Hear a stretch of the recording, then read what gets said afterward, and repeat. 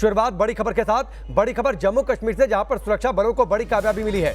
Pulwama encounter में 3 आतंकवादियों को ढेर कर दिया गया है। मारे गए आतंकियों में से 2 आतंकी अल बदर से जुड़े हुए थे। लश्कर का भी एक आतंकवादी ढेर कर दिया गया है। इसके साथ ही भारी मात्रा में हथियार और गोला बारूद की बरामदगी हुई है। जिस घर में छिपे थे आतंकी, उस घर को बम से उड़ा दिया सुरक्षा बलों ने। कल बीजेपी नेता के घर पर हमला हुआ था, उस हमले में भी ये शामिल थे।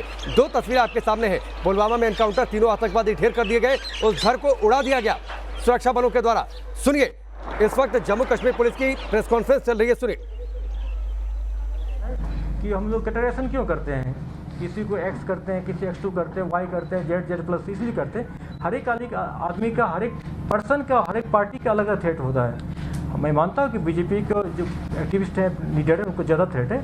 इसलिए कल DIG साहब, मैं SSP साहब, तीनों जाके बीजेपी अपनी पार्टी के जितने भी STT गार्ड हैं पूरी सिटी में हम पर्सनली जाके देखे उसमें क्या कमी है, किसको और हमको इम्प्रूवमेंट करना है, कहीं स्ट्रॉन्ग मैन पावर को बढ़ाना है, कहीं मान ली कि बिल्डिंग का हाईरेजेस करना है, कहीं बंकर को स्ट्रॉन्ग करना है, वो लगे हम लोग करेंगे। अब पूरी प्रयास करते हैं हम लोग, और अपने जो हमारे जो पुलिस पर्सन डिप्लॉयड हैं उनसे बात कर रहे हैं, उनका मोरल हाई कर रहे हैं, उनको भी कमी जो ट्रेनिंग है उनको पूरा करेंगे। और अगले बार अगर कहीं होता है खुदा खासा, तो मैं आप लोग आश्वासन देता हूँ कि हमारा जवान इस बार मिलिटेंट को ही न्यूट्रलाइज कर लेगा। सर, रिसेंटली पुलिस ने कहा था जो अनायतुल्लाह शेख मारा गया था शुपियान, तो उसने रिसेंटली इन्फिल्ट्रेट किया था।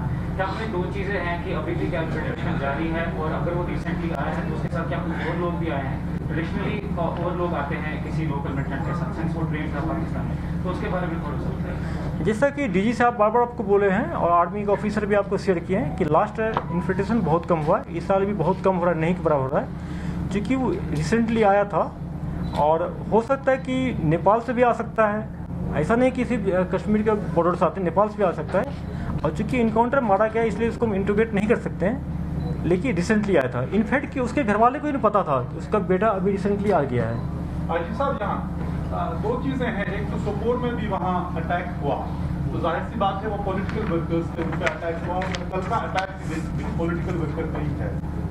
तो क्या आपको लग रहा है कि जो ये कामयाबी बताई गई DDC इलेक्शन की, उसके बाद जो पॉलिटिकल वर्कर्स थे जो अटैक इस पर ज़्यादा मिलिटेंट को अटैक कर रहे हैं? और दूसरा सवाल इससे कुछ मुख्तलिफ है कि एक सोल्जर जिसको शायद अब्डक्ट किया मिलिटेंट ने, उसकी 8 महीनों से उसका बाप उसकी लाश को ढूंढ रहा है, तो पुलिस उस पर क्या कर रही है? 2 सवाल। जहाँ तक सोल्जर का TA का जवान की बात है, इनिशियली टेररिस्ट ने क्लेम किया था कि उसको मार के हम लोग कहीं दफना दिए, और जो टेररिस्ट क्लेम किया था वो इनकाउंटर मारा गया, और उसके कुछ औजलू से हम लोग बात किए, इंट्रोगेट किए थे, तो अभी तक ऐसा कुछ हम लोग को नहीं मिल पा रहा है कि कहाँ पर दफनाया है। फिर भी हम लोग अपने जो फील्ड में सोर्स है उससे बात कर रहे हैं। अगर उस तंजीम से आउटफिट से रिलेटेड कोई टेररिस्ट जिंदा मिल जाएगा तो उसको फर्दर इंट्रोगेट करेंगे। उसमें हम लोग पूरा मेहनत कर रहे हैं, कहीं से उसका कुछ सुराग मिल जाए। दूसरी बात जो है, जो पॉलिटिकल एक्टिविस्ट पर अटैक किया जा रहा है, जैसा हम सब जानते हैं कि DDC के इलेक्शन JNK की हिस्ट्री में पहला बार हुआ था। अब फर्स्ट टाइम में ये इंसिडेंट फ्री इलेक्शन हुआ था।